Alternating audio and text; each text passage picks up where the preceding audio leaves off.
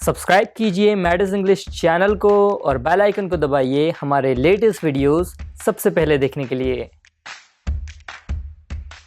Mad English के viewer ने नीचे कमेंट बॉक्स में पूछा है कि इन इडियम्स के क्या क्या मतलब होते हैं, तो आज के इस वीडियो को देखते रहिए एंड तक। मैं आपको बताऊंगा कि इन इडियम्स के क्या क्या मतलब है, तो आज के इस वीडियो को एंड तक देखते रहिएगा। ऐसे ऐसे इडियम्स आपको बताऊंगा जो कि दिखने में तो बड़े ही टफ हैं, लेकिन अगर आप इन्हें कहते हैं अपनी इंग्लिश में तो बहुत ही शॉर्ट में अपनी बात को आप कह सकते हैं। तो वीडियो को एंड तक देखते रहिएगा, बहुत ही important video. So hello friends, my name is Maddy, you are watching Mads English, so let's start.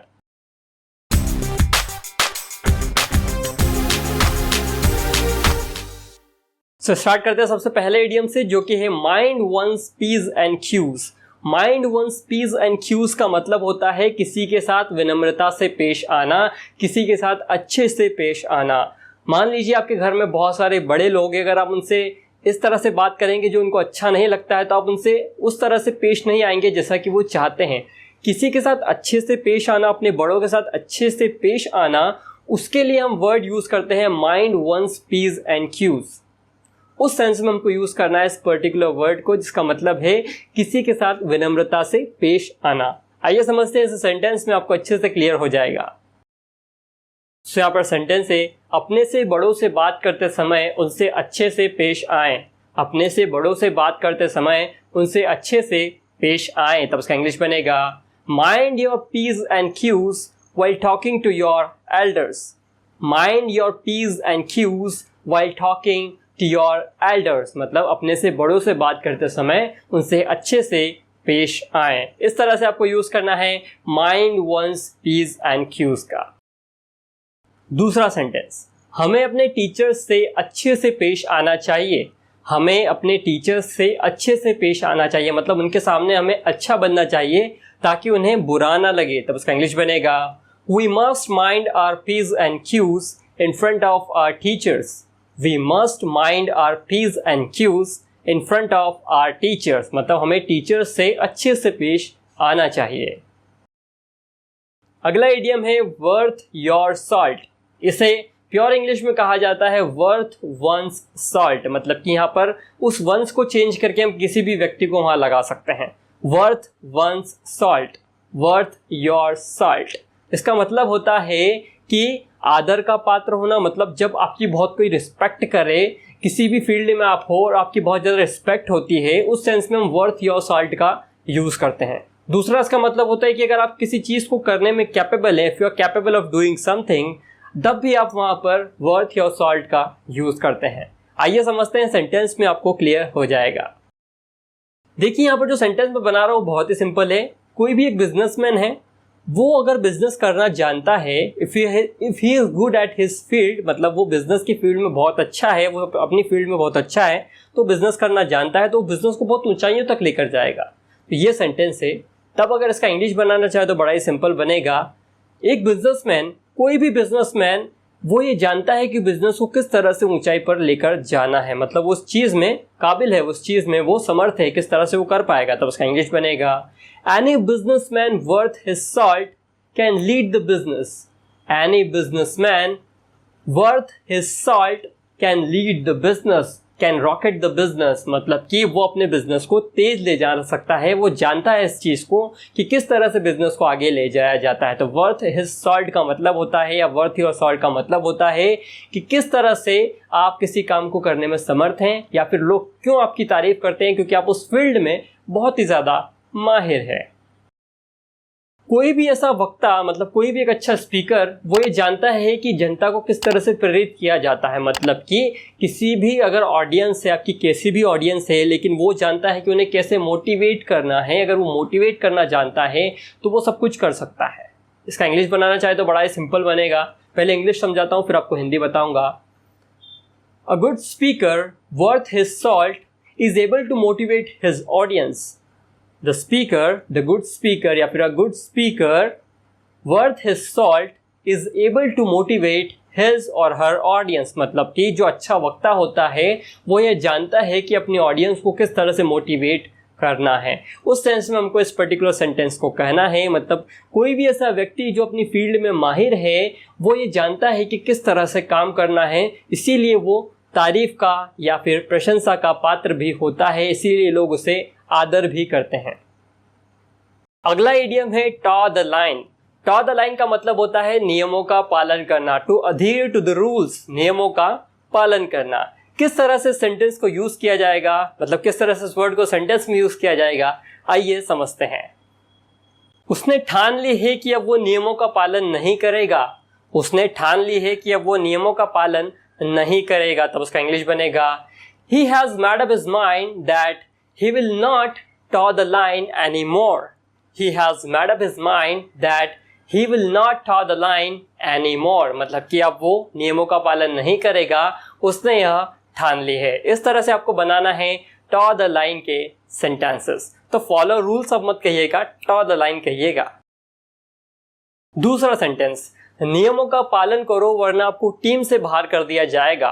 नियमों का पालन करो वरना आपको टीम से बाहर कर दिया जाएगा, तब उसका इंग्लिश बनेगा toe the line or else you will be dropped from the team.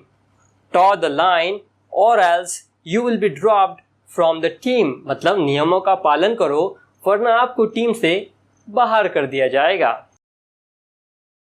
अगला जो वर्ड है वो एक तरह से फ्रेजल वर्ब है, टर्न अगेंस्ट।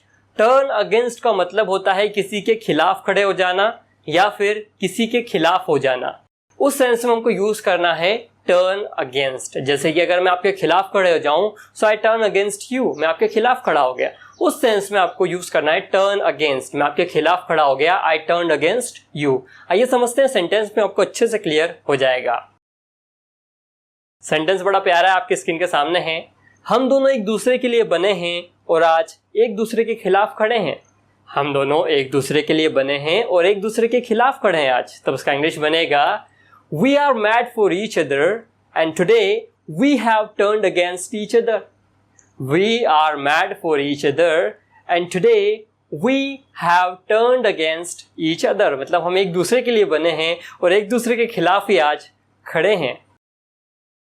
अगला सेंटेंस, भारत चाइना के खिलाफ खड़ा है। भारत चाइना के खिलाफ खड़ा या चाइना के खिलाफ है, तब उसका इंग्लिश बनेगा India has turned against China. India has turned against China. The way we have banned 59 apps at one go, it is a clear-cut message to China that we are turned against them. मतलब हम उनके खिलाफ खड़े हैं, we are turned against them. एक एक भारतीय जो है वो उनके खिलाफ है। Every Indian has turned against them. अगला वर्ड है birds feather flock together या फिर chips of the same block। Chips of the same block कहें या बर्ड्स फेदर फ्लॉक टुगेदर कहें, जिसका मतलब होता है एक ही थाली के चट्टे बट्टे। तुम दोनों एक ही थाली के चट्टे बट्टे हो। You both are birds of a same feather या फिर you are the birds of the feather, मतलब आप एक ही थाली के चट्टे बट्टे हो। अगला इडियम है under the weather. Under the weather का मतलब होता है तबीयत खराब हो जाना। आपने बहुत बार सुना होगा he is under the weather, मतलब उसकी तबीयत खराब है। He is under the weather. He will not come today because he is under the weather, मतलब उसकी तबीयत खराब है, वो आज नहीं आ पाएगा। इस तरह से आपको यूज करना है अंडर द वेदर का। आइए समझते हैं सेंटेंस में। मैं आज नहीं आ पाऊंगा क्योंकि मेरी तबीयत खराब है। मैं आज नहीं आ पाऊंगा क्योंकि मेरी तबीयत खराब है। अगर आप इसे ऐसा कहेंगे I will not come today because I am sick, तो इतना बढ़िया नहीं लगेगा। अगर आप ऐसा कहेंगे I will not come today because I am feeling under the weather, ऐसा आप कहेंगे तो और भी अच्छा लगेगा। I will not come today because I am feeling under the weather, मैं आज नहीं आ पाऊंगा क्योंकि मेरी तबीयत खराब है।